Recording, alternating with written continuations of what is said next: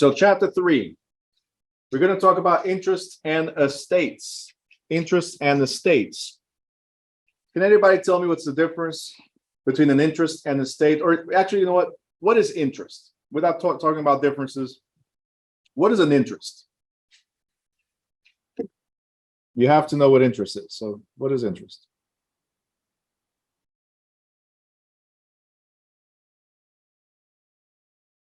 Let me know in the chat. Let me know without reading. Thank you very much.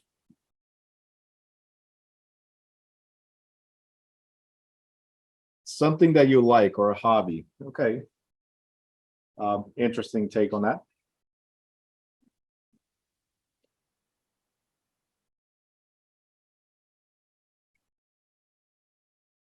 Interest rates. Okay.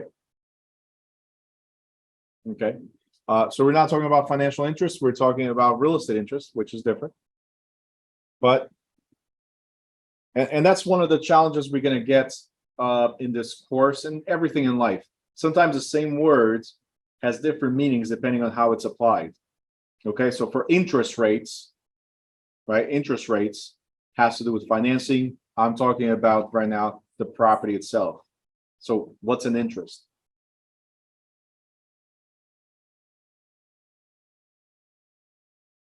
Anybody? States. Estates? Well, that's over here. It says end. Oh, Being end is different. isn't Huh? states interest? Maybe. Fernando? No. No phones. No phones. No phones. Zabdi says what belongs to you. Zoraida just says, oh. Oh is not an answer. All right. Interest. Ready? It's a claim, a right, or benefits. Claim, right, or benefits. Interest is a claim, right, or benefit. For instance, the mortgage company has an interest in your property, right? What does that mean? They do not own the property, but they can claim the property. How can they claim the property? Well, if you don't pay, they foreclose, right? So, guys, some of you are stuck on financing interest. We're not talking about financial interest. It's not APR, it's not percentages, it's not shares. Okay, interest is the right to claim something. For instance, your neighbor. If you have a shared driveway, your neighbor has an interest in your property. What is the interest? They have a claim, a right, or a benefit in half of the driveway that's on your side. The same way you have an interest on their property. You have the claim, the right, or the benefit to use their half. Does that make sense? So interests are rights or claims or even benefits in somebody else's property. Okay? When we get to financing, when we get to talk about mortgages and all that, we'll talk about interest rates, which is a charge for using somebody else's money. That it's different from this. So I want to make sure you guys write it down, not interest rates. We're talking about something else. And the next word is estate.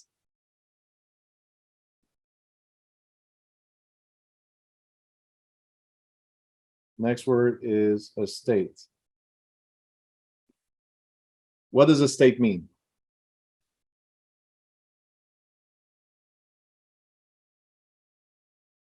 Katie says assets. Okay.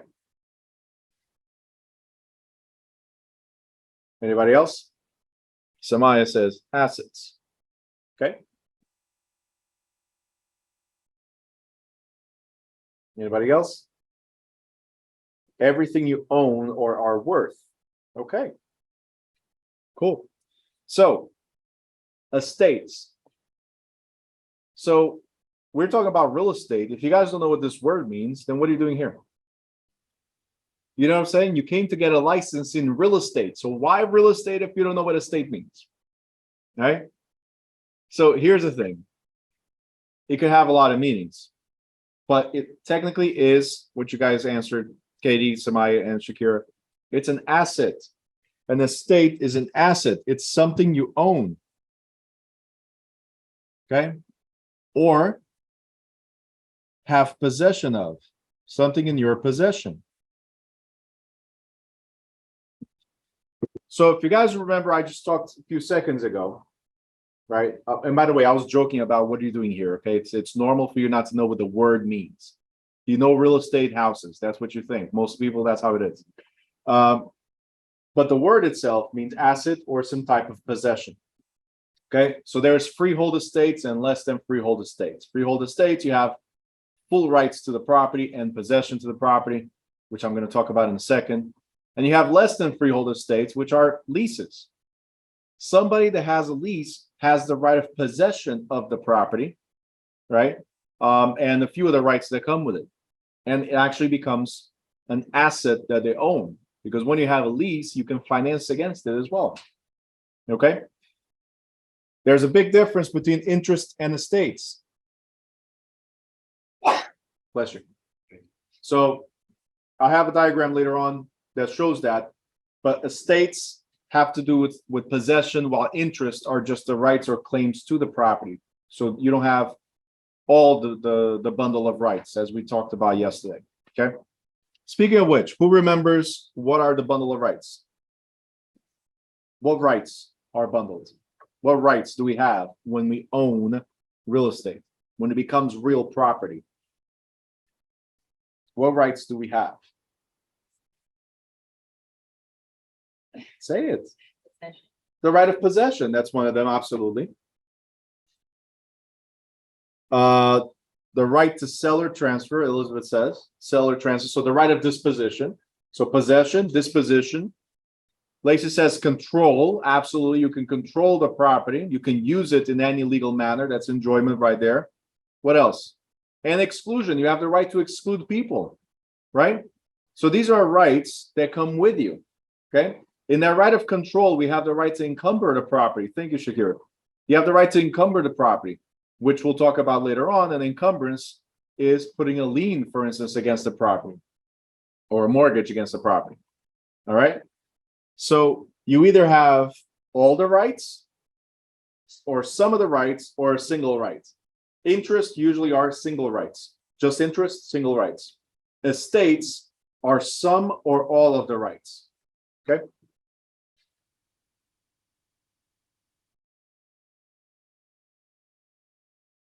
All right, so real quick, depending on the type of interest in the property, ownership includes all or some of the bundle of rights, as I just said. Public and private restrictions can limit even the law's fullest ownership. These restrictions ensure that one owner's use and enjoyment of their property doesn't interfere with others or the public. Think about it. I know it's your house, I know it's your property, but can you just do whatever you want with it? No, because you do have neighbors, you have to be considerate of those neighbors. For instance, not too much noise. Or you're not going to dig in your backyard to the point where it could affect the property of your neighbor. You might be able to build a big fence. But you have to take permits. So according to, like we say here, right here, public or private restrictions, you might be able to or not. Very good. A zoning ordinance, which we'll talk about later, may not allow a convenience store in a residential neighborhood. That affects the value of the neighborhood. A condo association by law may prohibit unit rentals without the board approval. And an easement allowing neighbors to use the property owner's private beach may deter a future buyer. Okay. All right. Yes, go ahead. Oh, you're reading. I'm sorry. All right. So we're going to talk about estates and land. Because remember, the word estate means what? Ownership and possession, right? Yes. So if I own a car, it's my possession. It's an estate as well, right? So this is what I want you to remember. The word estate is not just related to real estate, it's related to any asset. Because when we die, we do an estate sale. That means we sell both real property, which is real estate, and personal property, the car, the clothes, the furniture, the whatever. So estate means assets. But if we're talking about real estate, we call it estate in land. So it defines the owner's real property interest. It's an estate in land. In land means in property, right? In real property, I'm sorry. Not all real estate interests are estates. I already mentioned that. And to be a land estate, the interest must allow possession now or in the future and be time measured. So, can we have these interests? Yes. Do they mean estate? Only if they come with possession. Okay? Only if they come with possession. All right? We have a freehold estate. Freehold estate. These last forever or indefinitely. Freehold estate. These last forever or indefinitely. A freehold estate is an indefinite fee simple estate that can be passed on to heirs. A freehold estate can also be a life estate. I'll go more in detail later. Held only for a person's lifetime, who may not be the holder. Again, I'll talk about that later. Or, and ends when the other person dies. Or we can have a non-freehold estate. Guys, make sure you have your cameras on. Don't forget that. Got to have your cameras on. Those that have not done this chapter yet have to have the camera on. All right. Now, non-freehold or less than freehold estates have limited periods, limited use periods. So a leasehold is a non-freehold estate. And if it's a leasehold, we're talking about tenants or renters, right? The word lease already says it has to do with tenants or renters, right? The word free, okay, the word free from freehold has to do with owner, okay, ownership.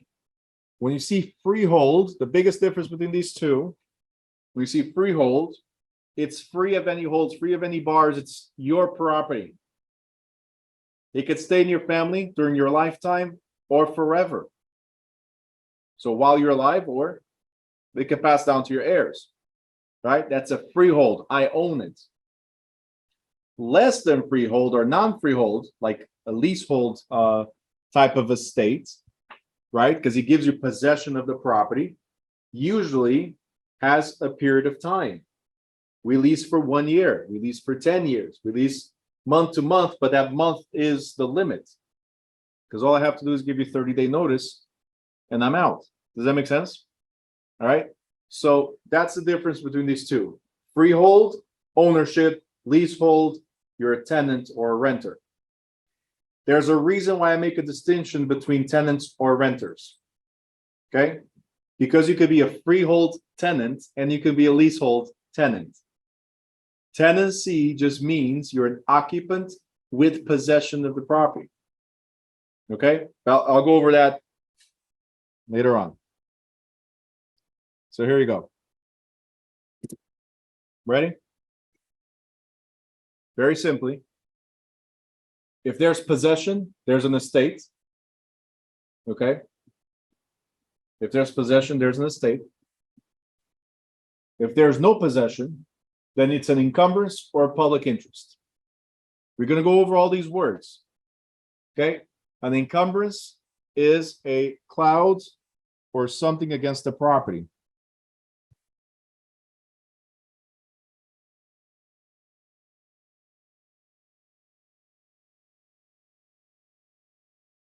Okay? The cloud or something against the property.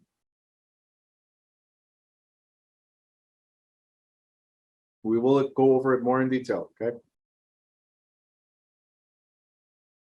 Public interest. So if it's non-possession, it's a public interest. Taxes, for instance. Okay. They are public interest. They're not against, even though an encumbrance is directly against the title of the property, while taxes are general. Everybody pays taxes no matter what. You'll never finish paying taxes, right? We know that. So it's a public interest. Let's go back to possession. So if there's possession, it's called estate.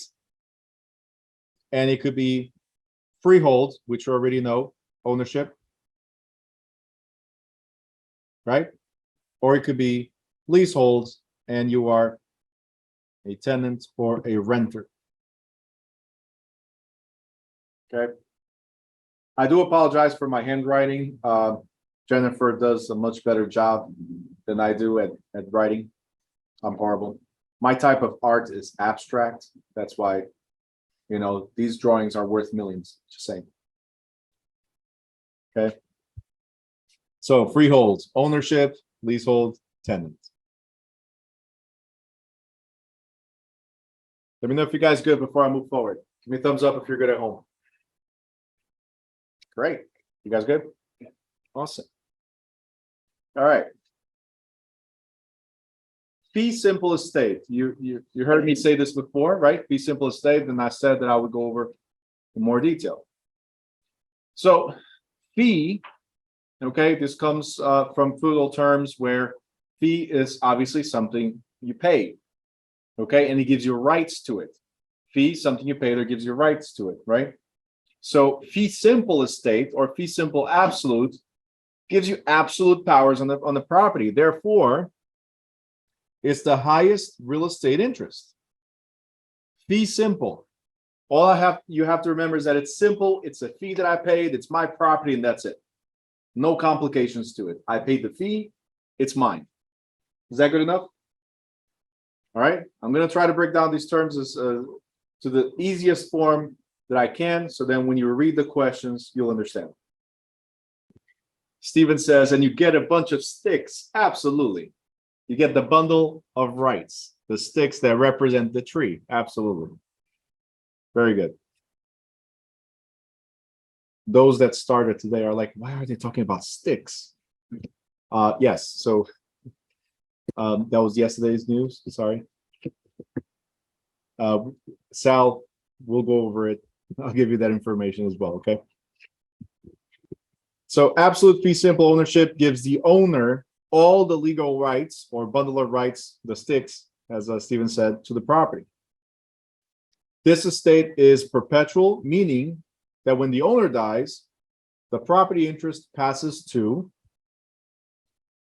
either the co-owner. By the way, we'll talk about this in the next chapter. Either the co-owner, if there is one, and the co-ownership right has right of survivorship, or it passes to devisees named in the decedent's will. So this means heirs. Whoever you named, legally named, becomes your heir, even if it's not your child or your family member.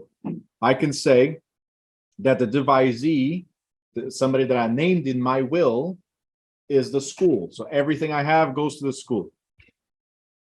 Then the school becomes my heir. Does that make sense? Because I named in the will. Or, as we know, yes, Stephen, it could be the cat, the dog. Some crazy famous people are known for doing that. Yes. If you're not crazy, if you're not famous, but you do have a cat and a dog, make sure in the will you place a person's name. Okay? If you don't have an heir, I always, in every single class, volunteer to be your heir.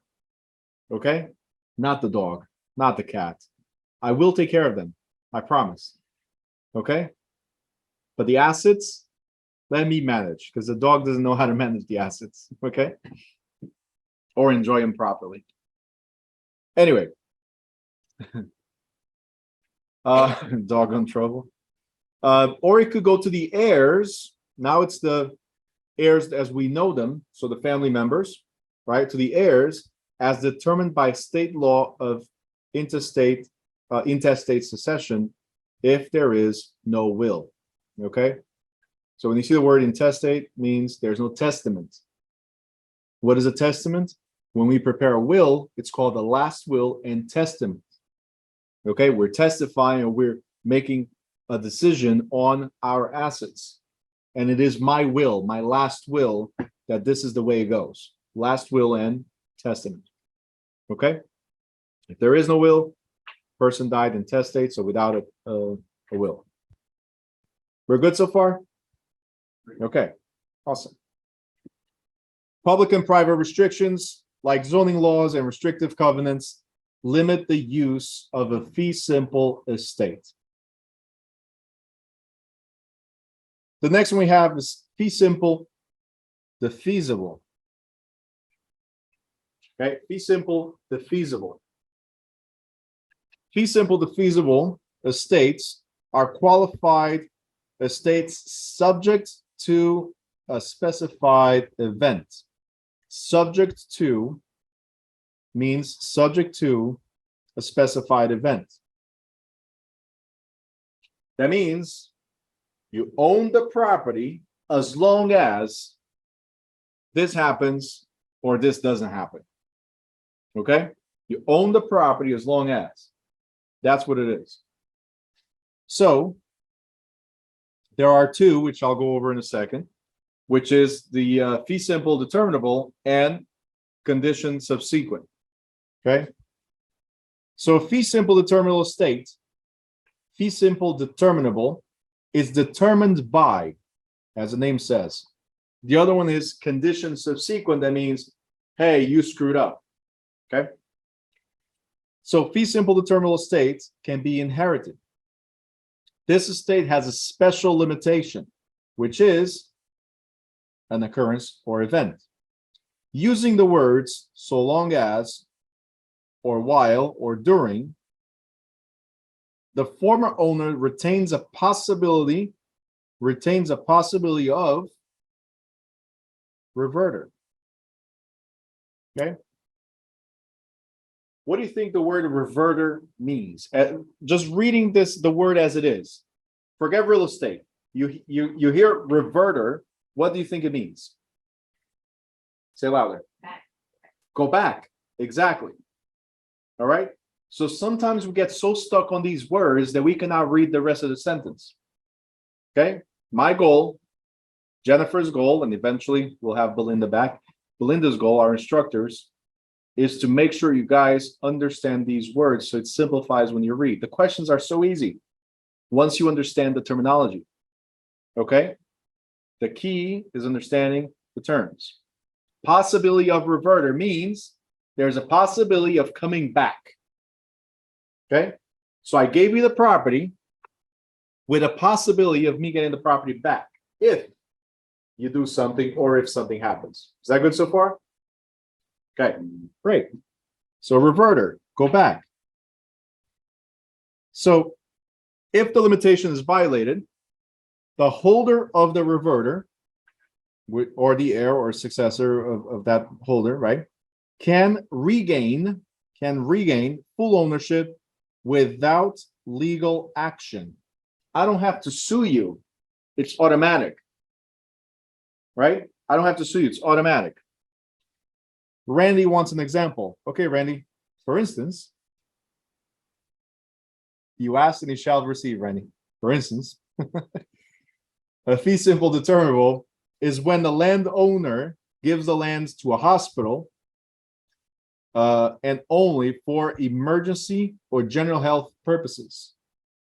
I had land that was in the back of a hospital site, for instance, and I gave it to the hospital, but only for that purpose. Okay. The hospital has a full bundle of rights. They are the full owners. That means they have a freehold estate. They have possession, right? They have the right to use in any legal manner, right? They have the right to control the property and encumber the property if they want to. They have the right to exclude people, so no trespassing if they want to. They can even sell the property if they want to.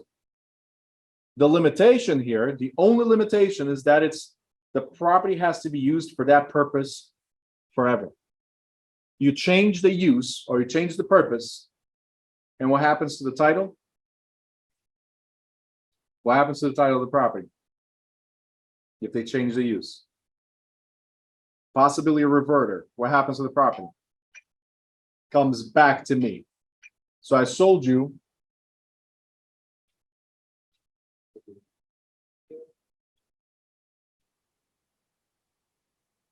So I sold you the property as long as it's used for hospital purposes. So if one of the sticks or rights has a special feature, like I said, right? The holder of the reverter obtains the title to the property automatically if the hospital decides to convert it to a shared workspace, for instance. Okay? Is a shared workspace for health purposes? No, it becomes an office building for business purposes. So it reverts. Randy, let me know if you're good with that one. You wanted the example, so there you go. All right. An owner's estate terminates differently. Oh, it says wait. I'm waiting. Don't make me wait too long. Type faster.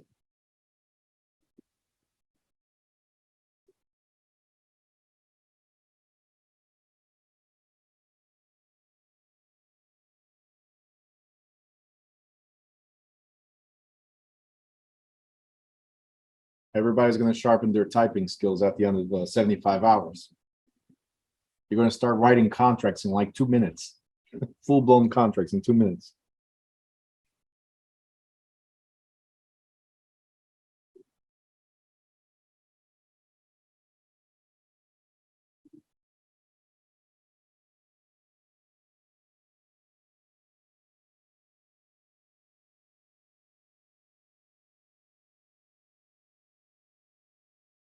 All right. If I'm the first owner, the second person sells it, but the third person doesn't use it as agreed, does it go back to the first? It always goes back to the person that holds, right here, the holder of their reverter. So if I'm the one that created, let me put it this way.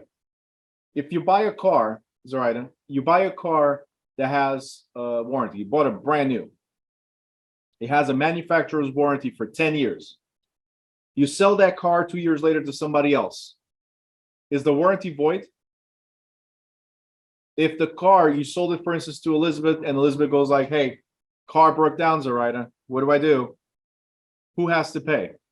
If it's a manufacturer warranty, you go back to the manufacturer, not to the previous owner. So you go to whoever created the situation. In this case, I sold it. Let's say Zoraida, I sold it to you. I sold it to you for hospital purposes. I created it, so I hold the possibility of reverter. Either me, my heirs, or successors. Okay? So if you sell the hospital, the land for hospital purposes, you sell to Elizabeth. Elizabeth sells to Zabdi. Zabdi sells to Jasmine, and so on, right? The reverter stays. It's part of the title. Okay? So if somebody down the line, 10 years later, you sold it already like 10 times, once a year. I don't care how many times you sold it, maybe once a month if you want, right? You got sold. This goes with the title every time. So when you sell to Elizabeth, she knows, it's right there, a condition on the title, on the deed that says clearly, hey, for hospital purposes only. If Elizabeth screws up, property comes back to me. And you know what? I don't have to compensate anybody because that was the condition. All right? Good? Awesome.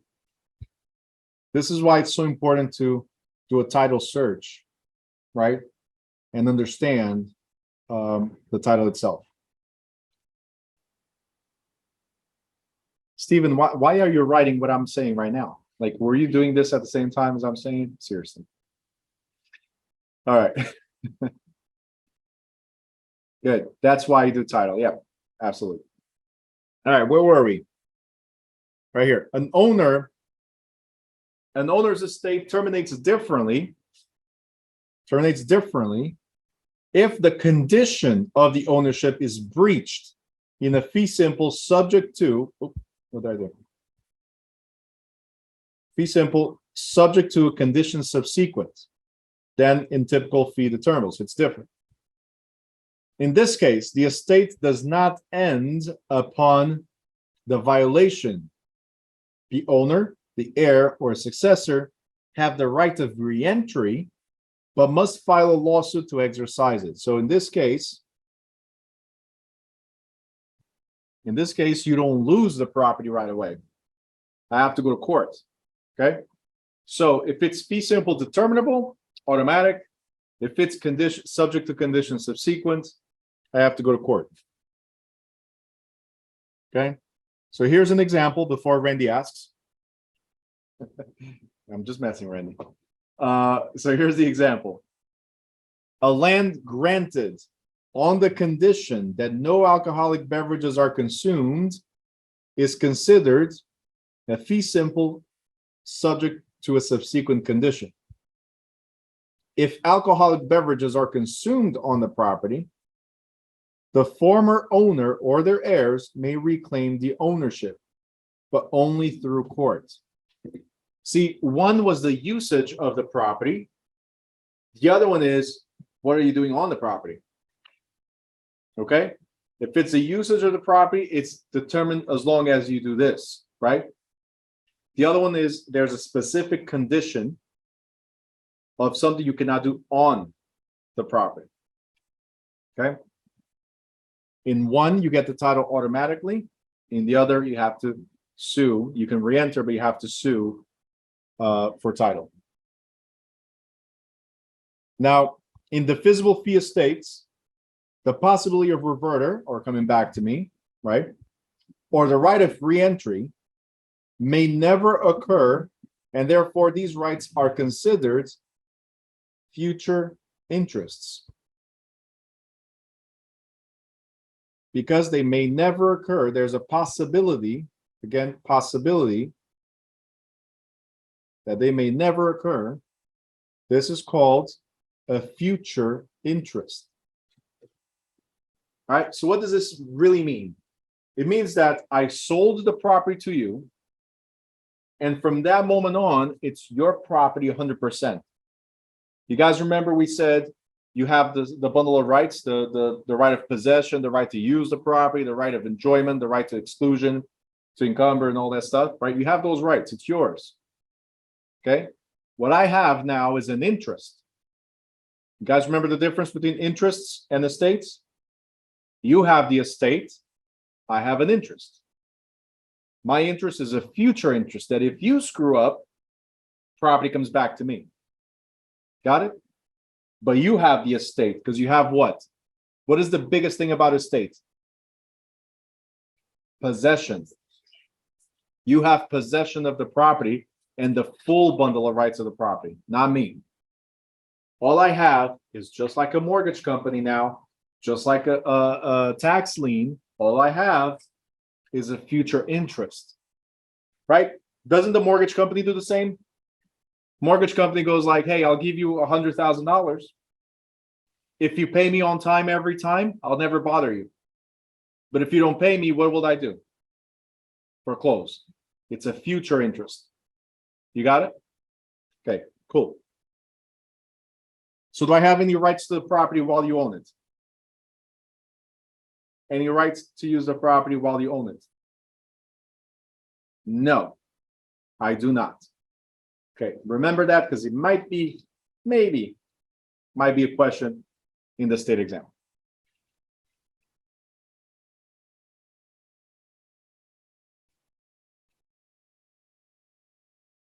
All right.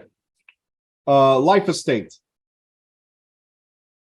Now, as the name says, life estate, you have possession of the property while you're alive. Simple. Life estate, you own and take possession of the property while you are alive. It's as simple as that. Okay. It's a freehold estate limited to the holder's life or another's life, and I'll talk about that in a second.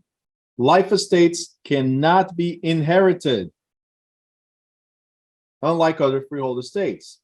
It passes according to the life estate's provision. So what I want to point out real quick here, life estate cannot be inherited. Why is this so important? Because if you put in the will that you own a property, hey, my property on 12 Sussex Avenue, right? Goes to my heirs when I die. Great. But if the title says that you own it as long as you are alive, it does not matter what's in the will. It does not matter what's in the will. The property ownership is subject to your life. When you die, you lose the interest in that property, and that cannot be passed on to your heirs. You got it? So life estate, remember that, because there may or may not be a question in the state exam that says John owns a property and puts that in his will. Okay? When he dies, the property goes to. Okay? If it just says that, then it goes to the heirs. But if it says John owns a life estate in a property, right? Then automatically when you see life estate, anything that comes after that is moot. I mean, it has no value. Life estate, it goes back to the previous owner or to a third party, as we'll talk about in a second. Never to the heirs. A holder of a life estate is called a life tenant and is not a renter like a lease tenant. Okay? A life tenant has the same ownership rights as fee simple owner, including possession, ordinary use, and even profits. A life tenant ownership can even be sold, mortgaged, or leased, but it's limited by the life estate, meaning that when the holder dies, so does the interest. So again, just like with a hospital that I sold to Zoraida, it's hers. Zoraida, you can do whatever you want with it. Life estate is the same thing. Alexander, I gave you the property for as long as you're alive. You can do whatever you want. It's yours, 100% yours. Mortgage it, lease it, sell it, rent it, whatever. But just like the hospital, if something changes in that condition, it reverts back to the previous owner. Okay? Masha's asking, so who would own the property after you die? So, Masha, I never die. I've been on this earth for over 1,000 years. But, of course, I can't die because then who's going to teach you? But anyway, if the person that sells the property as a life estate, so the person holding the reverter, if that person dies, remember we said, or heirs or successors. So if I die before you die, when you die, what happens? It goes to my heirs or my successors, or anybody else that I name legally. Okay? Shakira, so do contracts determine this kind of estate? Like what makes my estate a life? Yeah, well, yeah, everything that has to do with contracts. By agreements or contract, we determine how we're passing the property on to you. Yes.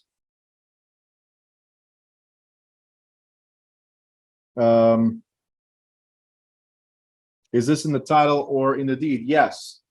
So any condition against the property will be on the deed. Has to. Because any future owners need to be able to see that there's a condition. Right?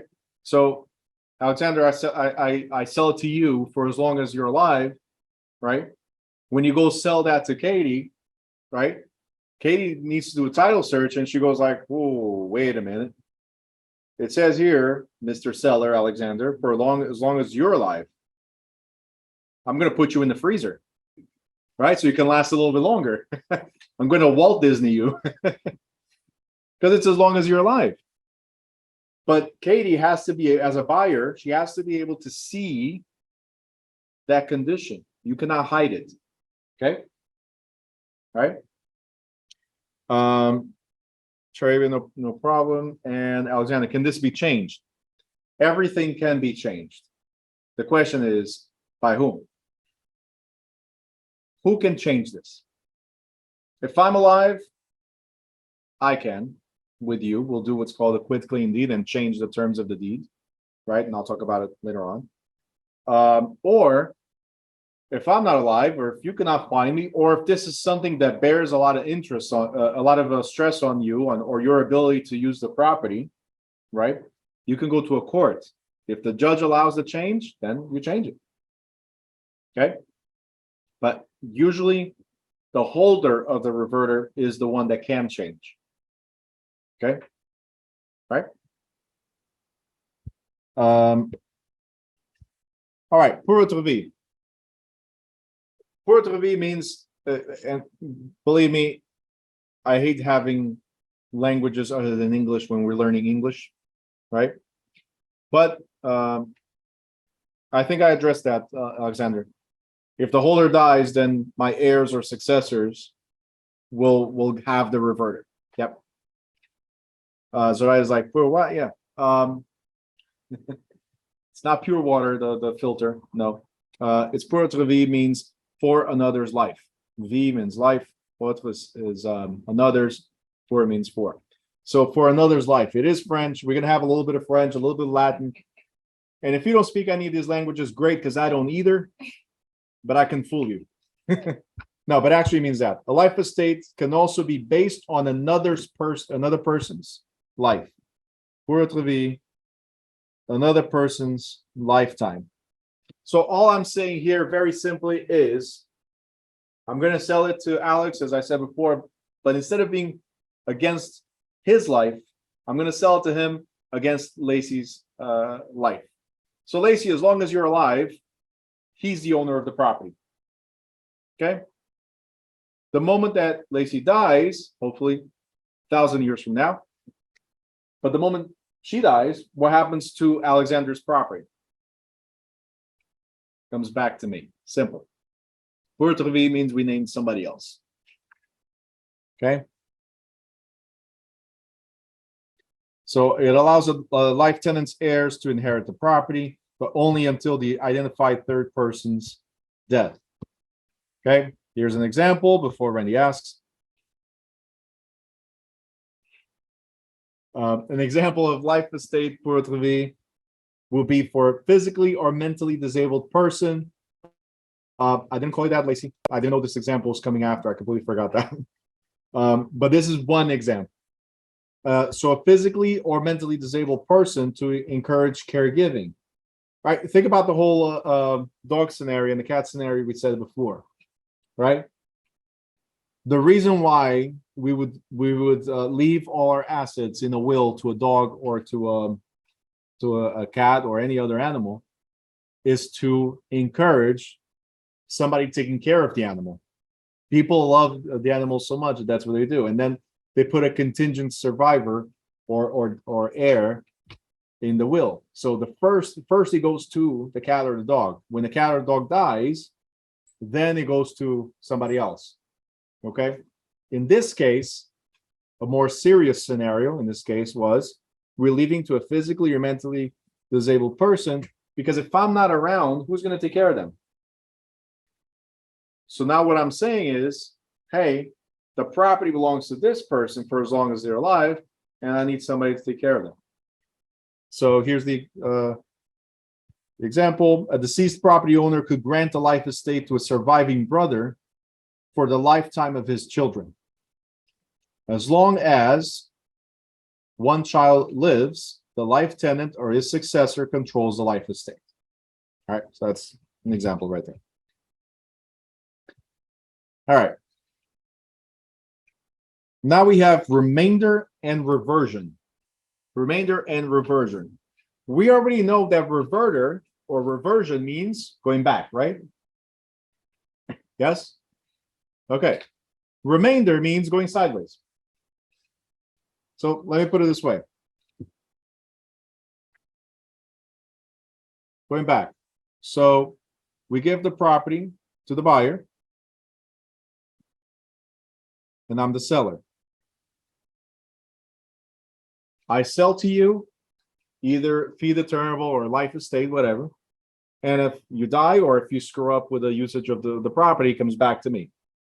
That is reverter, right? If it's a remainder, it goes to a third party. A remainder is a third party. So instead of coming back to me,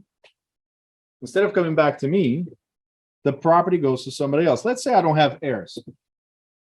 Okay. Remember I said I could leave everything to the school?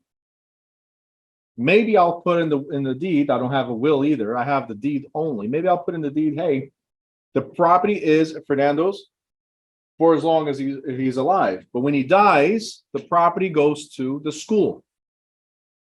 Okay? The school becomes what's called a remainderment. And I'll show you that in a second. So it's either comes back to me, or if I named the school as the person to receive the property, then it's called a remainder. I know this gets a little complex, right?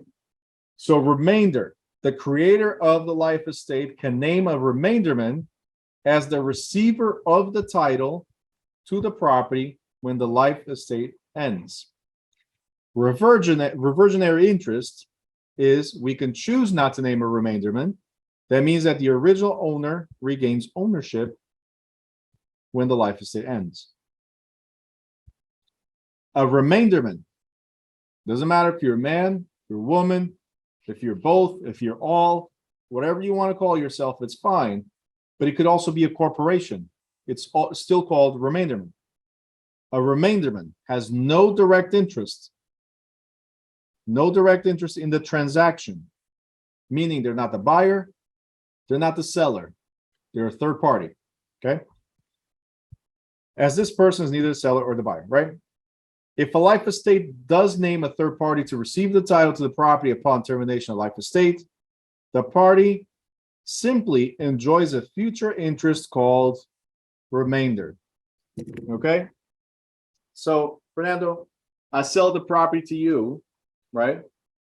For as long as you're alive. But when you die, the property goes to Amir. Amir goes like, when is this dude gonna die? I want the property. Like, I'm not the seller, I'm not the buyer, I didn't put one penny into this, and I'm collecting a property. Yeah, Fernando, when are you gonna die? Right? So there's no direct interest. Amir, the third party here, the remainderman, has no direct interest in the transaction between both of us. Okay? But he receives the property if you or when you die. Does that make sense, guys? The difference between reversionary and remainder? Yes? Any questions before I move forward? Oh yeah, a lot of these get complicated. Yes, they become like more like scheming, absolutely, or scamming. Absolutely. That's why we as realtors don't prepare these contracts. When it gets complicated like this, out of the ordinary, attorneys handle this stuff. We don't. All right, just you don't want to be part of a scam. No. Okay.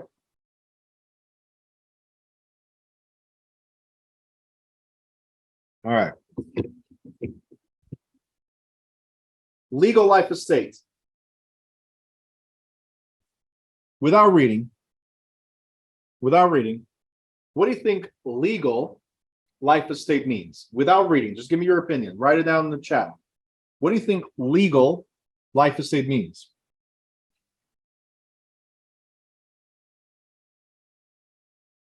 What is it?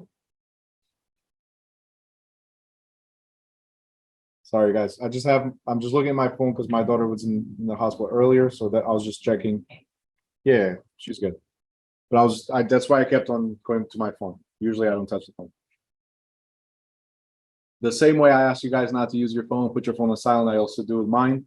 But right now I have this. I don't see answers coming through, guys. Are you searching? Are you reading? Just what do you think it is? Give me your answer. Don't search, don't read, don't Google. Shakir says, bound by contract. Somebody who legally owns the property. Cheryl says, state owned. Katie says, legal possession. Okay. What do you guys think? Legal possession? Same thing. Okay, great. Steven says, state takes. Okay. Anybody else? Amir says, agreed period or term for ownership found in the document. Okay. You guys ready for the answer? Ready?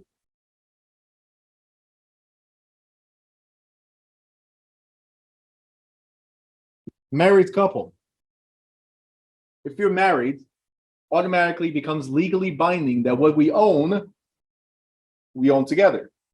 Now, in some states, the only thing that we can own together is whatever has both our names or our main marital residence.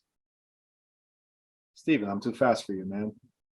He goes like, depends on the state. And here I am saying, in some states, yes. So in some states, the difference is only going to be whether we own everything together or we own just our marital home or whatever has both of our names. So yes, state law,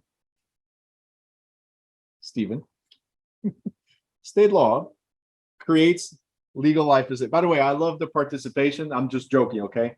It's just that sometimes what you guys ask is right here. Yes. Zabi is like, so my wife will also own my rentals. No, but I can if you leave it in the will for me, okay? It depends, Zabi. Depends on where they're located, okay? From state to state, it differs, like Stephen was saying, and like it's written right here. It differs from state to state. And it also has to do with whether it's under your name, under a corporate name, it's under both of your names. So you got to be careful with that. Another thing that it depends on is, did your wife contribute to it? That's something that a lot of people forget. Marital income. So I might not have my name in that property, but if the property was purchased with our income, or I put money into it somehow, or effort. Okay, it's called sweat equity. If I put effort into it, I went there to fix stuff, I went there to clean it, I went there to help move somebody out or move somebody in, right? Then I might have an interest in that property. All right. So it's either by, of course, Nadia, you would say that. It's either by, I'll tell you what she said in a second. It's either automatically ours, depending on the state law, right? Or defined by contracts, right? Or by contributions. The lousiest attorney, the worst attorney in the world, all he or she has to ask, okay, Zoraida, no problem. All he or she has to ask is very simple. Your Honor, could you please ask the defendant if he or she ever put any money into this property? If the answer is yes, yeah, you're done. If the answer is no, you're free to go. All right. That's the basics of it. If a cent went in, then I have an interest. All right. Stephen says in New York, if you die without a will, the state takes it. We'll talk about that as well. Yes and no. So Stephen, that's called escheat. And that has to do with every state has a law of intestate succession or descent and distribution. Every state has it, but they cannot take it from you unless they fail to locate the heirs. They cannot just take it from you. All right. If they fail to locate the heirs, meaning they wait until somebody claims it, they put on a newspaper that nobody reads it, or they put in the municipality where the property is located and nobody sees those notifications, right? If nobody comes and claim it after a certain amount of time, then they will take over. But again, we'll talk about all that later on. Nadia goes, what I said before, that of course you would say that. I believe in prenup. Okay. That's what Kanye said. Anyway. Masha, what if time and effort they put in and not necessarily money? So that's what I said. So if I went there to clean the house, to fix the house, to help somebody move in or move out, that's called sweat equity. It's time and effort. California at one point ruled that man hours or human hours are valued for maintenance, are valued at $10 an hour. Okay, 24/7. All right. So if I own the property with you, or even without you, but I did some type of maintenance, it starts counting as $10 an hour for every hour that I was there, for every moment that I was fixing something. I did not get compensation because I'm not a contractor, but I was there helping you out. So how many hours did you take there? Oh, I was there for 3 hours one day. I was there for 4 hours another day. Okay, that's $70 right there. You see what I'm saying? So over the years, that accounts to your potential interest or claim in the property. Okay, all right. So I think I already addressed that. We call it dower courtesy or homestead as life estates. States that recognize right here, states that recognize. Right now, I'm recognizing a bunch of cameras off. If your cameras are off, it does not count towards your hours. I will kick you out. It's the 7-Eleven warning. Get it? Right now, 7-Eleven? No? Okay. Come on, it was a good joke. Laugh. Cameras on and laugh. I will not give you a school certificate if you don't laugh. There you go. All right. So, states that recognize dower and courtesy, which is the right of a non-owning spouse, usually give the non-owning spouse a lifetime right to half or a third of the real estate. Okay, even if the owning spouse wills it to others. So let's say that I leave everything to my kids, nothing to my wife. In New Jersey, okay, you don't have to write this down because we will get to the New Jersey portion, but it's just to give you an idea. States that recognize dower and courtesy. In New Jersey, if I leave 0 to the wife, everything to the kids, my wife can still say, oh no, I put up with them all these years and I get nothing. Your Honor, I won my 1/3. In New Jersey, you're entitled to 1/3. Or if I purchased the property while married before May 28th of 19, no. I mean, oh, sorry. Well, never mind. Ignore See, me. now Sorry. you're confusing me. Anyway, she completely distracted. Anyway, you're fired, Alexis. You're fired. 1980 something. May 28th, 1980. There you go. If it was, 3 years. you're in the 70s. No, I said 1987. Wasn't she in the No, 70s? 1987. Fernando, help me out. Wasn't it? Didn't she say 70s? No, Yeah, no, she's no, saying- I was saying 1987. Okay. Agree with me or you won't pass. That's how this works. Threats. Okay. Anyway, so if I purchased a property with my wife, or even by myself, but married before May 28, 1980, right? Then she's entitled to half of the property automatically. Oh, yeah. Okay. So we have to know this stuff. It varies from state to state. Right now, we're covering the national portion, right? The laws vary from state to state. Not much of a difference, but you have to know. Steven says move to Florida. All right. Shanice, like, I know that's right. Come on, I'm not that bad, Shanice. Divorce her. You that doesn't work like that. Let's see.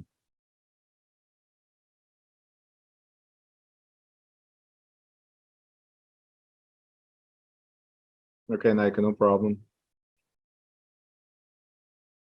Zoraida, don't worry about the year. It's not something of focus for the state exam.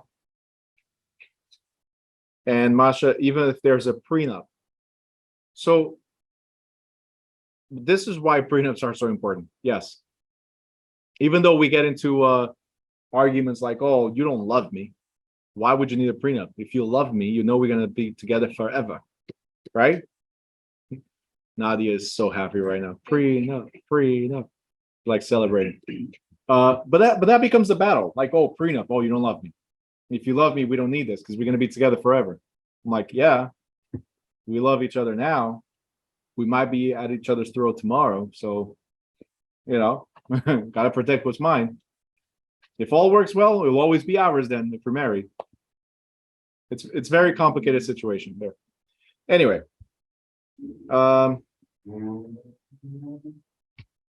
Now, here's the thing. The whole dower and courtesy thing was replaced, like I said, in Jersey was back in 1980. So the Uniform Probate Code has replaced dower and courtesy in most states. The Uniform Probate Code gives a surviving spouse an elective share, not electric share, okay? Elective. We're not going to electrocute the spouse. So it's what I said. If you don't get enough in the will, the state says the surviving spouse is entitled to 1/3. Okay. Here's what I want you guys to remember, Masha, because you're writing the whole prenup thing. What I meant, that's why prenups are there, is in terms of divorce. When you die, the prenup has no value. It's based on death, not divorce. Okay, so that's the will. Okay, so careful. That's where the will takes over. That's why you prepare wills. Right, if you had died. So. Mhm. Who's gonna be The prenup is signed because of potential divorces or lawsuits to the marriage, right? Or previous assets that we had. So a prenup, guys, real quick. Prenup is before we got married, we had assets and we want to preserve those rights or we want to join those rights. So it's just an agreement of what we're going to do from now on, now that we married. Okay, that's what a prenup is. A lot of people see a prenup as, oh no, we're separating assets because we might get divorced. A lot of the times it's just an agreement of sometimes protecting assets so it doesn't cross over. For instance, if somebody slips and falls on the property that was yours, I don't want them to come and take a property that's ours. Keep it separate, right? Another way to prevent that is put everything under LLCs. Then each property is its own, so never an issue. Yeah, you see what you started, the prenup thing? Thank you. But that's in case of a divorce, right? When you die, it's the will that's important. The prenup has no value at the time of death, unless you somehow blend it into a estate planning and will. Okay, so it gets a lot more complex from there on. Here we're talking about elective share, meaning if I die and I leave 0 to the wife, she can still claim 1/3 if it's after the Uniform Probate Code, so after May 28, 1980. If it's before, she gets 50%. All right. Homestead. Some states recognize homestead instead of dower and courtesy or elective share. A homestead is a legal life estate in the family home. During the occupant's lifetime, the home or part of it is protected from most creditors. All we're saying is you cannot lose your house if a spouse dies. So let's say to go quickly, because we got to move forward to the next chapter, and it's not as heavily tested. But let's say that I have a bunch of credit cards, medical bills, whatever, and I got a mortgage. Okay, most creditors cannot come after the house. So credit cards and hospital bills cannot come after the house. The debt is the debt; it's there. But they also cannot foreclose just because I am the person that's responsible for the loan. Because I died, they go like, oh, wait a minute. Bruno died, who's going to pay us now? Homestead protects the person that's there. The bank cannot take the property. You still owe the debt because it's against the house, right? The lien is against the house, but they cannot take it away. Okay? That's pretty much what it is. All right. So you can all thank Nadia for this 30-minute delay. Let's go to, I'm just kidding. Go to page 24. It says interests in real property. To summarize, we have freehold interests. There's complete ownership, which is fee simple or deferrable fee. And you have partial ownership, which will be life estates, whether it's conventional, where I sold to you, or legal, which is created by law. There's legal means there's a co-owner, which is a spouse. Okay. Under The complete ownership, fee simple, as we'll talk about later, we have tenancy in severalty right here. This means one owner, or if it's more than one owner or concurrent ownership, there are joint tenancies, tenancy in common, and tenancies by the entirety. Again, we'll cover that in the next chapter. Okay. If it's less than freehold, we have non-leasehold, which are easements. And that's where we addressed a shared driveway, for instance. Okay. Or a leasehold, where you are a tenant. Could be a tenancy for years. We'll talk about that once we get to leases. Periodic tenancy, tenancy at will, or tenancy by suffrage. This is just a quick summary so you guys understand what interests are in real property. Okay? Questions?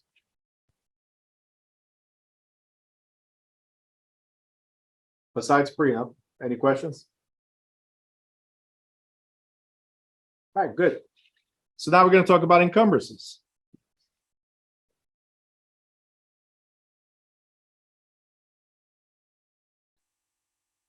Encumbrances are clouds on the title, okay? Or against the property, as I said before. So guys, real quick, why do I call it a cloud on the title? Why is it called cloud on the title? If it's a sunny day, we have freedom. If it's a rainy day or cloudy, what do we have? For a lot of people, depression, right? We are limited. We're limited on what we can or cannot do. Isn't that right? Sunny day, everything's amazing, free, good to go, unless it's really hot. But rainy day, you're limited. Okay, cloudy day, you're limited. So that's what I want you to remember. An encumbrance or cloud on the title, it's a limitation on the title. It holds back the title. Okay? You cannot sell it until you fix it. If it's a mortgage paid off, for instance, or taxes paid off, for instance, or water bill paid off. Or you have to sell with it and it lowers the value. For instance, a duplex or a house with a shared driveway does not have the same value as a house with its own driveway or a detached house. Does that make sense? So an encumbrance limits the title, holds back the value of the property, and so on. Okay. They either provide possession or not. So we have either liens, private restrictions on property deeds. We have easements and licenses or encroachments. Let's start with liens. Every time you see the word lien, this type of encumbrance has to do with money. This type of encumbrance has to do with money. A lien has to do with debt. It is a charge or a financial claim.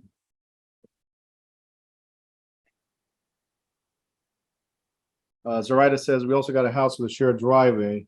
And he said, no, please, no. Yep, you don't want that. So what are examples of liens? Tax lien, mortgage lien, for instance. Could be a child support lien. That's a general lien. Could be a federal tax lien. Everything that has to do with money you owe is called a lien. Okay? And if you don't pay, what happens? Foreclosure. If you don't pay, foreclosure. Simple. So what is a lien? Financial claim against the property. And if you don't pay it, foreclosure. Good. The demolition lien is called mechanics lien. It's a construction or mechanics lien. There's vendor liens, there's mechanics liens. Stephen says, like taxes. Yep. Like taxes. Alexander, even though some things are becoming legal in the United States, we don't have a grass lien. Grass is cool, bro. No problem. You're talking about landscaping? Somebody cutting the grass, landscaping and all that? You can put a lien. Yes, that's called a mechanics lien still. Or you're talking about leaning. But leaning is different.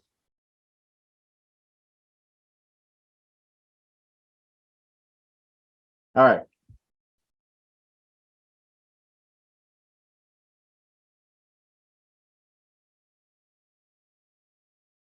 Private property restrictions. The reason why I put the title as private property restrictions, okay, is because it's through a deed.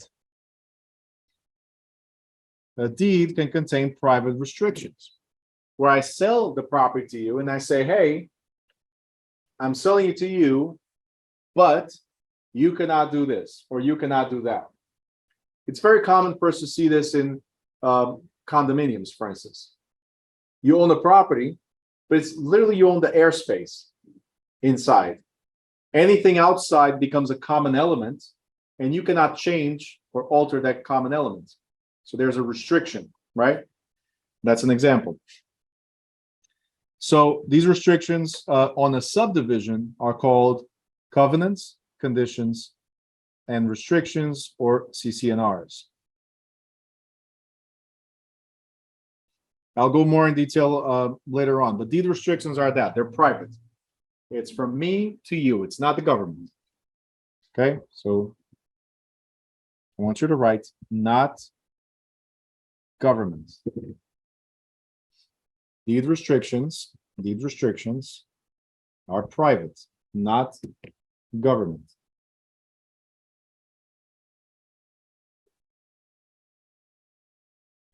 All right.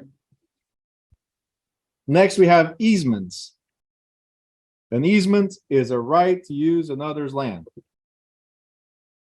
Easement is a right to use someone else's property, another's land.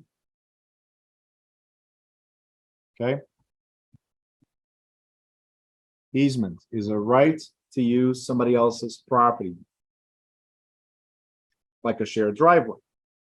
A shared driveway is considered an easement appurtenant. Okay. Appurtenant because the property is attached. Okay.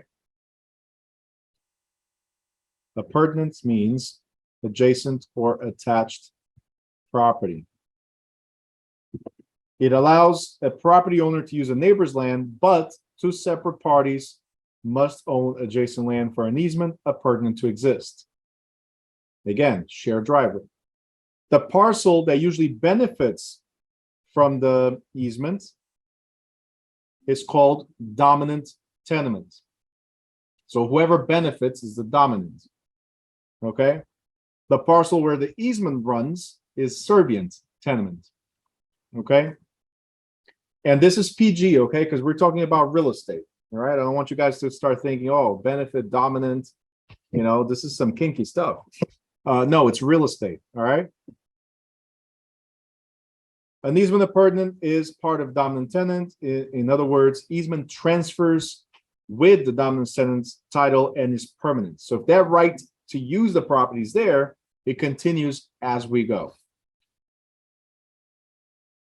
It's an encumbrance on the servient property because that's the one that unfortunately is limited.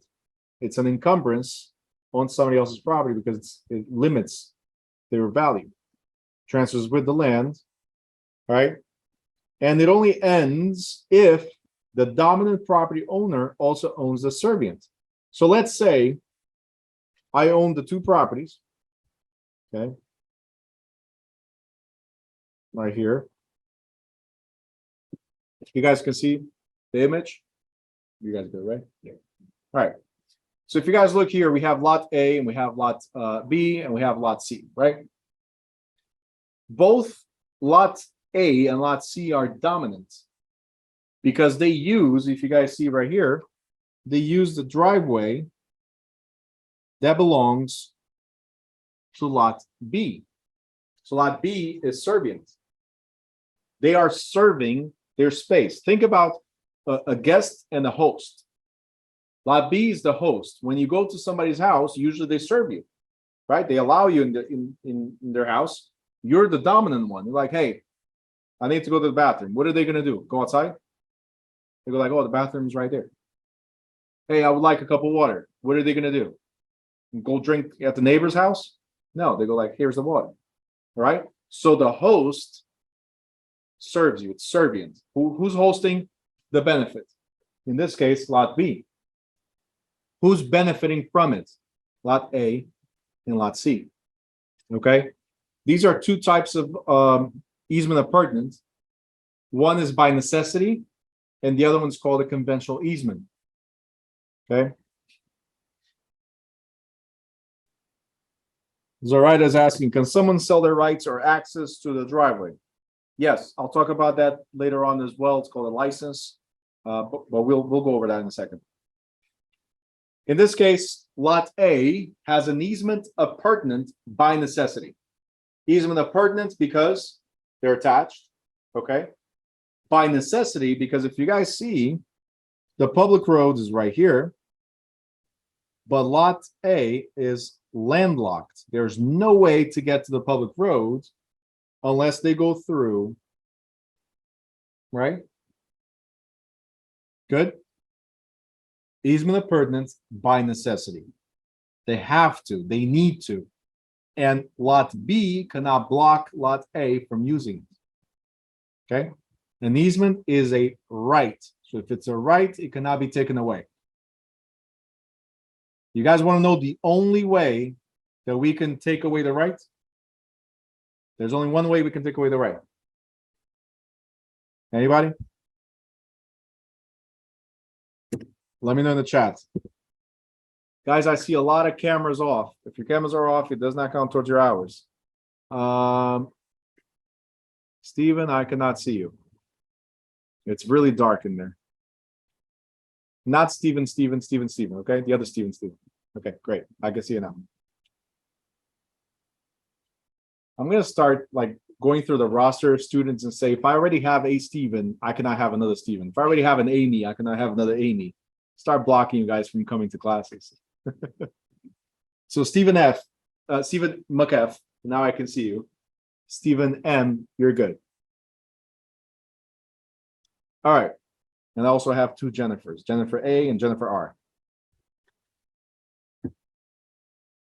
Then I have Elvis and Elvira. That was very close. Anyway, you guys still did not answer me. How can the easement end? How can their right be taken away? There's only one way to do it. I mean, there's more than one, but specific one here. Samaya says, by the deed, okay, by passing away. No, then it goes to somebody else. Easements run with the land. Easements run with the land. So if I die, somebody else takes over, their right is still there. It does not go away. Amir says, purchase or sell the property. You're close to it, but if somebody else buys the property, the right is still there. Jefferson, foreclosure. The right is still there. Somebody says private property restriction. Cannot restrict somebody that's landlocked. Shanice says by Bruno's law. That's right. Stephen M. Permit from the city. Nope. Stephen McF, you are close. You are close. So let's tie together, okay? Necessity ends, and there's a sale of the property. How would the necessity, Elizabeth for the win? Boom. Nadia says, build a wall. This is not make America great again, okay? Elizabeth for the win. When you own both, if I'm the owner of lot A and I'm the owner of lot B, what am I going to do? I'm going to talk to myself and say, Bruno, you have the right to walk over your own property. No, I simply have the right. So the easement ends because I own both of them. Okay? For the right to exist, there has to be different owners of adjacent or appurtenant properties. Okay? So we read this right up here. An easement appurtenant allows a property owner to use a neighbor's land, but two separate parties must own adjacent land. Two separate parties. That was the key. If I purchase the neighbor's property, then do I have two separate parties? No, I'm the same owner. Okay. So yes, if I were to sell lot A to somebody else, I would need an easement, but if I own both of them, no. Okay. Are we good? All right, cool. Have a lot of cameras off or people that I cannot see on camera. Make sure your camera's on, you have light on you. Amir, I cannot see you. Okay, Randy, I see your forehead only. So I assume that you are there. All right, Yamili, I cannot see you at all. Sal ran away. Okay, who else? Emily just, oh, he's calling names. Let me go back. He just fell right into the camera spot. Okay. All right. I'm trying to give you guys that break, but you see how much time I spend just calling you guys back to the camera? Right? It's a waste of time. All right. Party wall. Next page, party wall. This is where we separate the parties, DJs and stuff, right? On this side, you have EDM. On that side, you have hip hop. On the other side, you have salsa. I don't know. You see what I'm saying? That's what it is, right? Party walls? No. A party wall is a wall that separates the party. It's a common wall shared by two separate structures. How would you have a wall shared? Condos, duplexes, townhomes, right? Houses in a row. So if a house is attached to another, yep, thank you, Stephen. If a house is attached to another, they share a wall. But party walls are under encumbrances. How under easements, I'm sorry, which is an encumbrance. How is a party wall an easement? Who can tell me? How is this wall that separates me from the other owner? Okay, how is this wall an easement? Because remember, easement means the right to use someone else's property, right? Without reading, please. Without reading. I got to make you think, not just read is the easy way. Samaya says it restricts you. Stephen McGuff says half is on both properties, but how is it a party wall? What rights do I have on the other side then?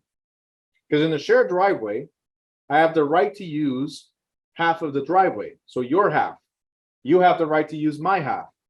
So what about a wall? Am I going to use the neighbor's wall? Are they going to use mine? So how is this a party wall under easements? How is this an easement?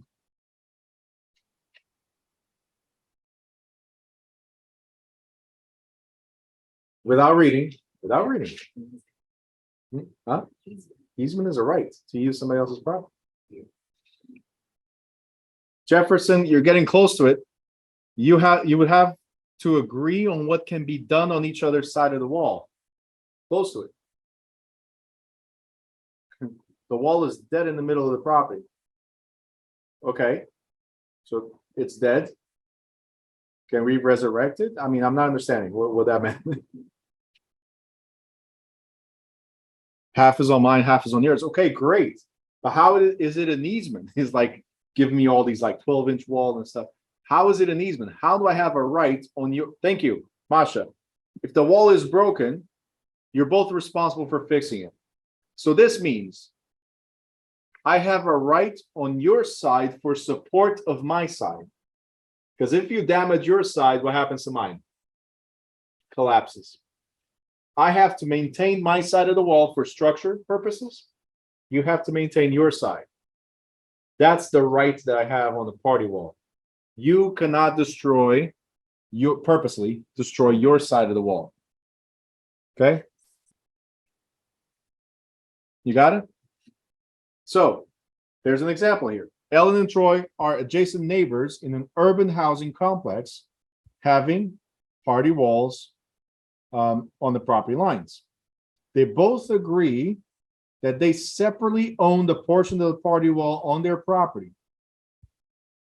They also grant each other an easement appurtenant, because it's attached, right, on their own portion of the wall. The easement restricts any use of the wall that would impair its condition or damage the condition of the wall.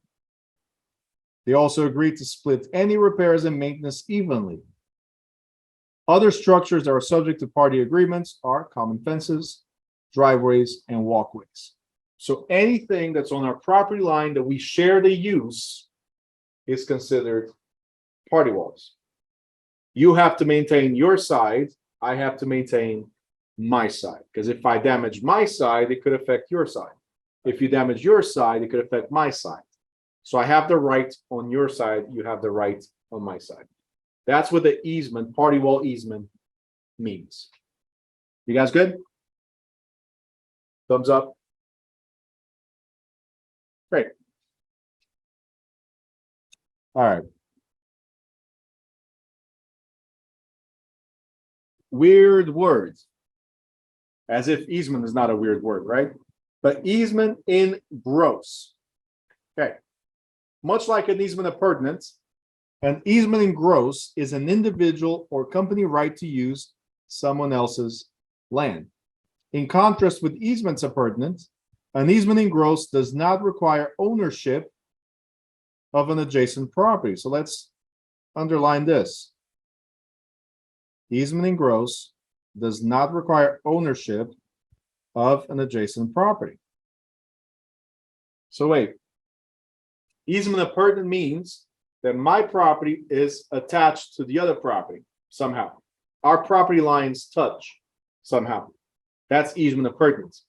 Easement in gross, I don't have to be close to your property at all. I don't even need to own a property in order to have a right to your property. Doesn't that get confusing now? Like, what do you mean other people have rights to my property? They don't even live next to me. How does this happen, right? Let's look right here. These are types of easement in gross. Let's say we live in a community. In that community, there's a lake. Everybody in the community is entitled to the lake. But if you look here, let me zoom in. The lake is located in lot A. If you look even further, there's the public road, and there's an entrance. And we can go to the lake. Everybody in the community can go through lot A to get to the community lake. We good so far? Great. This is called an easement in gross. Why? Because my property on lot B is detached, separated by a public road. My property does not touch your property, yet I can still use your property. Okay, that's why it's called a personal easement in gross. Easement appurtenant, our properties needed to be together. Easement in gross, here's my property, here's your property, public road in between, and I can still use your land to get to the lake. Okay, but there's another one. There's a commercial easement. What is a commercial easement? Well, these power lines are on your property.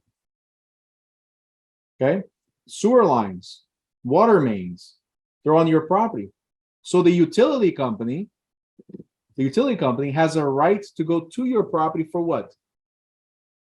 To fix, for maintenance. So they have the right to use your property. It's a commercial easement in gross. Any questions here? Very simple, right? Good. All right. Now, a written agreement creates an easement. Once it's created, boom, that's it. You can't remove it. We have easement by necessity. I already addressed that, so I'm going to skip it right now. I showed you the diagram. Easement by necessity. I'm landlocked. I need to use your property to get to the public road. Okay. But then there's this one. Prescription easement or prescriptive easement. I'm sorry, prescriptive easement. Right.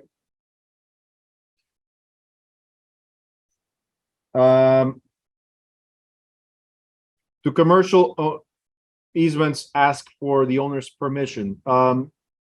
Sharabia, do you own a property? I don't see you. I see the light in your ceiling. You own the property, great. When was the last time the PSE&G or whatever the electrical company is, or water company, when was the last time they said, hey, could I please go to your property? They don't. They created the easement when the land was developed. That easement was created with the township. Like, hey, this is what we're doing, right? What they do is they send you a notification saying, hey, on September 25th, we're going to be there 8 o'clock, anywhere between 8 o'clock and midnight. 8 o'clock in the morning and midnight, because they never give you a time frame, a proper time frame. Like, so don't work, don't do anything. You have to be here. That's pretty much what it is. But they give you a warning. Hey, don't worry, Masha. Everybody's afraid now that I'm going to kick him out because you're not on camera. All right. Anyway, that's so funny. Completely lost it. So they give you a notification just saying, hey, we're going to go there on this day to do maintenance, right? They don't ask permission. They're telling you. It's your choice to either be there the day they do, so they don't damage as much, right? Or to say, you know what? It's the public utility company. Who cares? I'm going to go to work. And then you come back, you don't have a house. That's totally up to you. They give you the option. They don't ask permission. They give you an option. Okay. All right. Prescriptive easement. Did you ever hear easement by prescription or prescription easement? Did you ever hear about this? Prescriptions, we think doctors, right? No. Prescription is a period of time, a statutory period of time set by the state, obviously. Have you ever heard of squatters' rights?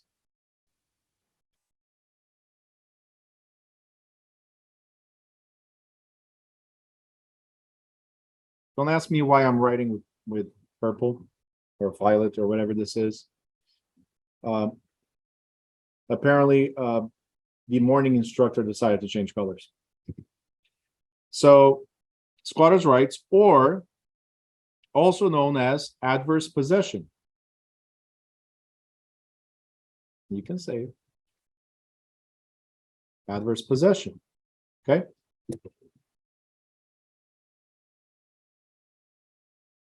You have heard of these now? I have a few yeses here. Okay. Okay. So squatter's right, adverse possession, or easement by prescription, they're all the same. Exactly the same. This is where somebody takes over your property legally, lawfully, and might even become the owner of the property. Okay. They just have to wait a certain period of time and do certain things in order to be able to qualify. Okay. Jasmine, I know I can change. Thank you. You know, it's all right. I'll change now, and then tomorrow, the morning instructor, Miss Jennifer Ramos, listening to this because she's with us here. She'll change it back. So I prefer not to fight it. There's other battles that I choose to win. This one, it's okay. I'll win the war. All right. So what do we have to do in order to claim somebody else's property? The prescriptive period could be anywhere between 10 to 30 years, depending on state law. But the claimant must have used the property continuously, exclusively, and without permission. The use must have been visible, open, and notorious. So this means that the owner will be able to find out about it. You cannot hide what you're doing. I'm stealing the house right in front of your eyes. That's pretty much what it is. If the owner takes action to stop me, then there's nothing I can do. Okay? But if the owner watches it happen and doesn't do anything, I can claim the property. And the reason why I'm saying this is sometimes your neighbor is taking over your property. your neighbor keeps on planting a nice garden, beautiful garden. They keep on maintaining it. And for some reason they go like, hey, neighbor. And they keep on going. And now they're in your property putting some nice flowers. That sweet old lady next door put a beautiful garden on my garden. Beautiful, gorgeous. She didn't ask for permission. She just kept on doing it. And I kept on looking at it. And like, it looks great. It's increasing the value of my property, right? 20 years later, or 30 years later, or even 10 years later, depending on the state you're in, what can they do? They can go to court and say, Your Honor, for the past 10 years, I've been maintaining this man's garden. He did not say yes. He did not say no. We just watched it. So now me, a sweet old lady, wants the property. And they can cut that piece of property from the neighbor's land. Simple as that. Every state in every country has a law regarding this adverse possession. Every single state and every single country has it.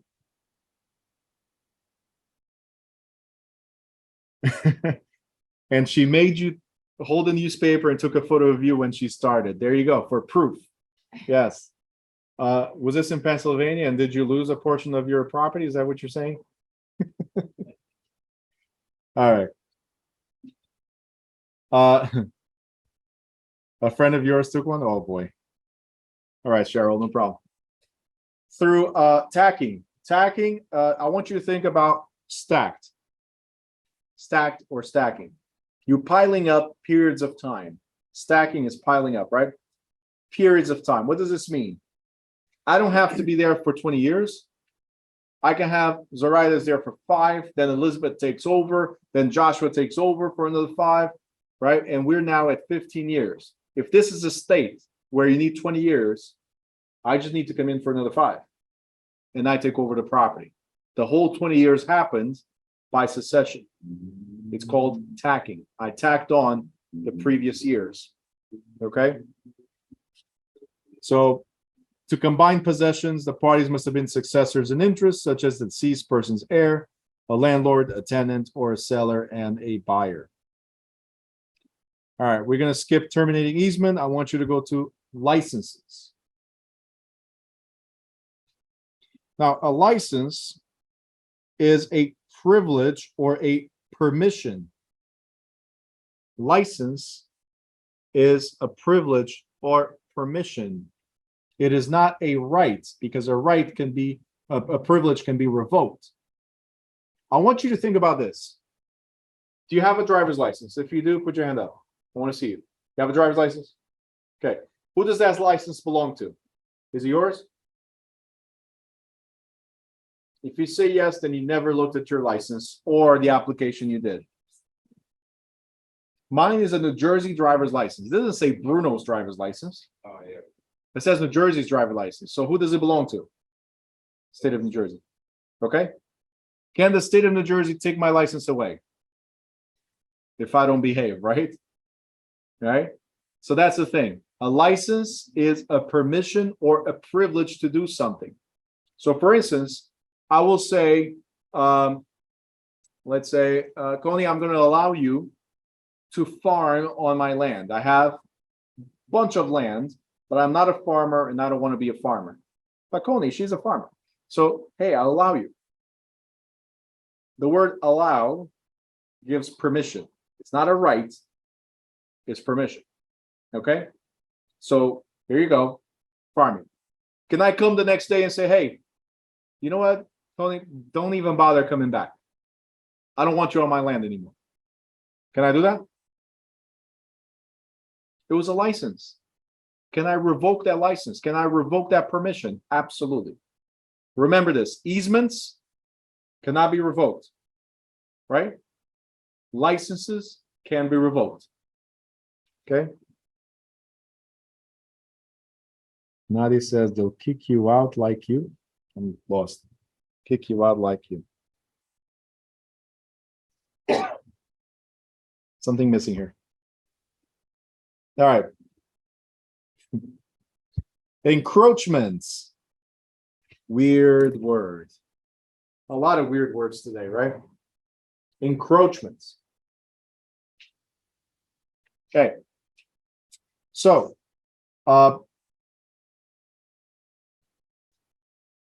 Shakir for the translation. Thank you for translating Nadia's text. Kick you out like I kick you out. I don't kick you out. I kick you guys out if you don't behave. All right. Okay. Okay. All right. You should see what I do to my kids. It's even worse. Anyway. Pay rent or what else? The 4-year-old tries, but it's difficult. All right. Encroachments. Encroachment is illegally extending onto someone's property. Okay. Listen, Nadia, I understood. I was just waiting for you to write the rest of the sentence. But I like the fact that Shakira came for the rescue. It's very important. So encroachment is when you're illegally extending beyond your land into somebody else's property. Okay.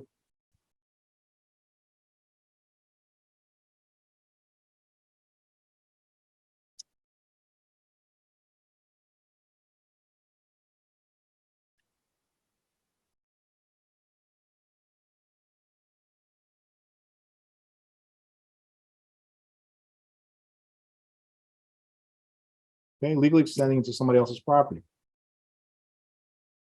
So for instance, let's say you're in a town that does not allow fences, right?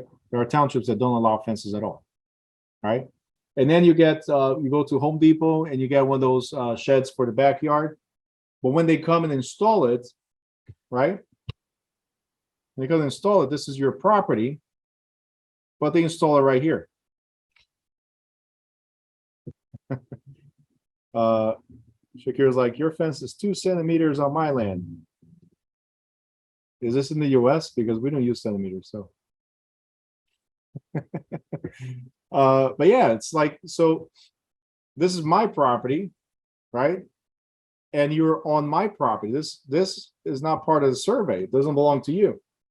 This is called an encroachment. You're beyond the line. For those of you that follow football or know football, that's American football. Let me correct that. American football, you know what an encroachment is. You're beyond the line, right? So this is illegal. But here's something I want to point out. If you're beyond the line for 20 years, can it become legal? Let me know. How? If the owner doesn't say anything, what is it called then? Adverse possession. Exactly. All right. Some people are smart. They're not going to notice that my shed is on their backyard. Okay. 20 years later, that's it. I can take over the space. It is, Ashley, that's right. It's squatting. Yep. Adverse possession, squatter's rights, or easement by prescription. Very good. All right. Next, we have lis pendens. This is another thing. Shall I? Yes, because we didn't say anything. Absolutely. Lis pendens. This is also something against the property, an encumbrance. Lis pendens. Very simply, lis means lawsuit or litigation. Pendens means pending. So, direct translation. Okay, yes, you guys need to learn Latin as well. Okay, French, Latin, and there's a few others. Okay, so lis pendens means litigation pending. This is a notice to the world. It's a notice, specific notice to the world that says, hey, potential buyer, this property is going through a foreclosure action. Okay, if you buy this house, you could lose the house because the action is against the house, not against the property owner. Okay, remember, liens are against the house. So a lis pendens or lawsuit pending that could affect the ownership of the house. If you buy this house, you're buying at your own risk. That's what this lis pendens is. I'm letting the world know that I filed a lawsuit against the property. Okay. We'll talk better about that in a different chapter when we get to financing and titles and all that.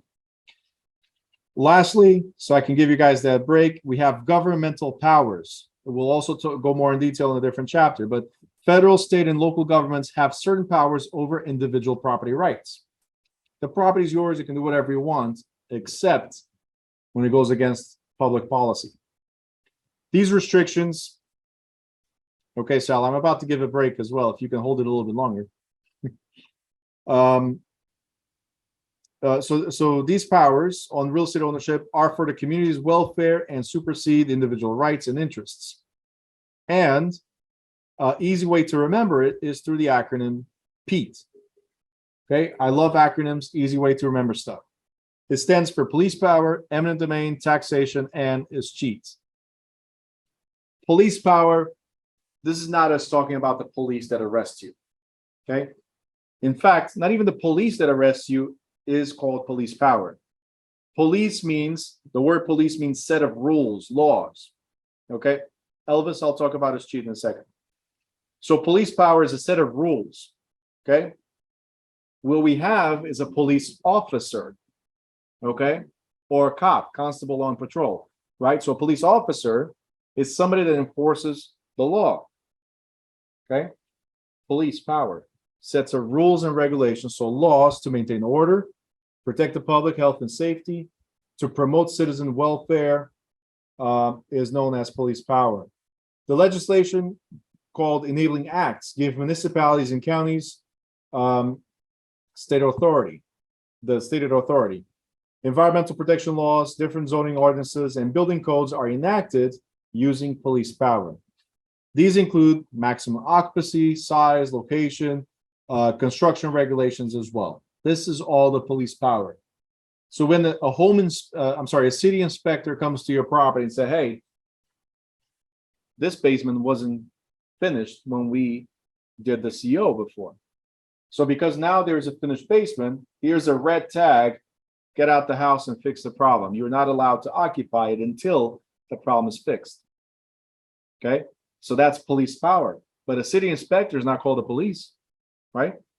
Police power is a set of rules that an officer of the public can enforce. Okay. The next one is eminent domain. Eminent domain and condemnation are terms you need to remember. Eminent domain means the government can take your property. Okay. The government can come and say, hey, Elizabeth, I want your property. That's it. Oh, but city of wherever you live, so let's say city of Newark, right? Why do you want my property? Well, I have to tell you that the property has to be for public use or for public good, something that improves the community. Okay, so I cannot just take the property because eeny, meeny, miny, mo, Elizabeth's property has to go. No, okay, cannot happen. So it's the rights to acquire privately owned land. Oh, I'll talk about that, Stephen, in a second. Privately owned land for the public use through either judicial or administrative condemnation. That's the process. Now, states delegate eminent domain to cities, counties, or public entities for public services. A public housing authority may take privately owned land to build low-income housing, or a state's land clearance commission or redevelopment authority may use eminent domain to build a sports arena. Isn't this a great example? Sarabia just wrote Barclays Center. I was going to talk about Prudential Center or the Red Bulls arena or Barclays Center in Brooklyn. Some people are like arguing, wow, whoa, you're taking my house to build an arena? How is that for public good? Well, an arena, sports, jobs, right? Jobs, commerce, more people, taxes are paid. It could even, because of the revenue, it could lower your taxes as a property owner. So sorry that your property has to go, but it benefits the community. So you lose for everybody else to gain. And I know it sucks, right? But it could also be for a railway, utility company, state highway departments. They may purchase the land to extend the tracks or provide electricity to a remote new development or construct a highway. There's something called Zoraida, we're getting to that too. There's something called Masha, we're also getting to that too. There's something called inverse condemnation. A property owner seeks just compensation or fair compensation for land adjacent to public land when its use and value are diminished. Unanticipated property along the newly built highway may be inversely condemned. So while the property wasn't used to build a highway, so there's a condemnation where it's your property that's being used, and there's inverse condemnation where what you build next to mine affects the value of mine, okay? Its value may be affected by the property owner that can seek compensation. Sometimes it's hard to determine the fair level of compensation, and the owner and government can negotiate compensation, or the owner can seek a court judgment after presenting valuable evidence. This is called a condemnation lawsuit. So both in a regular condemnation and an inverse condemnation, the owner is entitled to fair compensation or just compensation. Now, Stephen, you wrote fair market value. That's what we assume. But that's what you're going to have to fight. Because a lot of townships, they offer you what they deem to be the value of the property, not what the fair sellable value is. All right. So that's why these fights come in. This is why we do a condemnation suit saying, hey, you took my property or you did build something that affects my property. I need money. What you gave me does not work. Okay. So the before and after compensation is one method. This method is used when seizing a portion of the property for public use. After the taking, the owner's remaining property is subtracted from the whole parcel's value. The total owner compensation is then calculated at that point. All right, and lastly, taxation. You guys know what actually, it's cheated, the last one. You guys know what taxation is, right? What is taxation for? What is taxation used for?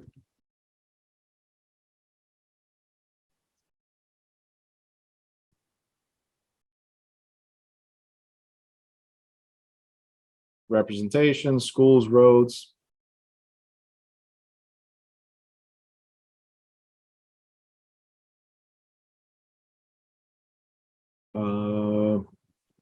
Parks, yeah. So it's used to fund government facilities and services to run the government. All right, Stephen was saying, hold on, let's go back. He was saying that builders in Staten Island bought wetlands and were told they couldn't build on it. And they sued the DEC saying if they wanted to stay wetlands, then buy it. There you go. Did they win? I don't know about that one. So they let them build. There you go. Of course.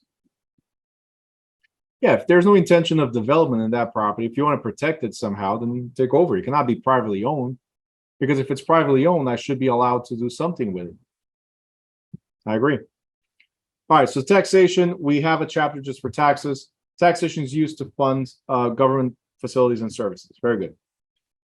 It's an automatic lien accompanied against the property. You guys already know that. And then there's cheat. To close this chapter, is cheat. As cheat is when the state takes the property from you because no will, no heirs. They can only take it from you if you never prepared the will. So you died intestate and they cannot find the heirs. At that point, the state will wait, put an auction on the property. Somebody will buy the property and the money is held until somebody claims it or a certain period of time. Once that period of time expires, the government says, you know what? Nobody's claiming it. The money is now ours. Okay. It's defined by state law. So every state is different. In the state of New Jersey is 1 year. Steven says, my good friend had to fight in New York State for 3 years to get his dad's house back because of no will. And he was able to get it? Okay, that's great. So why does this cheat exist? This is not in the state exam, but it's for you guys to know, why does this exist? To prevent ownerless or abandoned property, which can cause a lot of damage to the community. Okay, because of break-ins, fire damages, vandalism, other stuff, right? So it could affect the value. So this cheat exists for that. This is why it's so important to have a will. You determine who the property goes to, right? Before you die.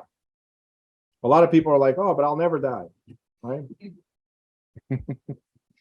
Anyway, a trust, yeah, we'll talk about trusts as well in a different chapter.